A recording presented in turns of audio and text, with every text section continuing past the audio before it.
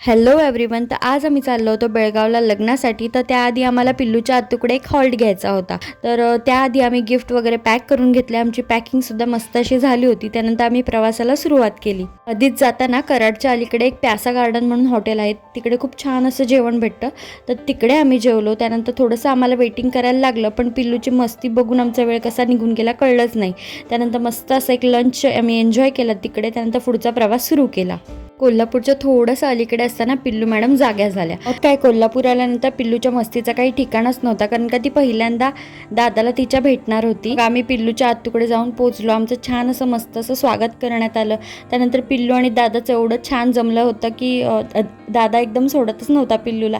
पिल्लूसोबत छान असे फोटो वगैरे काढले. त्यानंतर असं एक मस्त झोपाळा होता, ज्यामध्ये आजोबांनी पिल्लूला घेऊन खूप छान असे फोटो वगैरे काढले. तिला खूप हसवलं, ती खूप हसली. त्यानंतर तिने खूप मज्जा केली. तर असं आमचा हसत खेळत दिवस गेला, कळलंच नाही.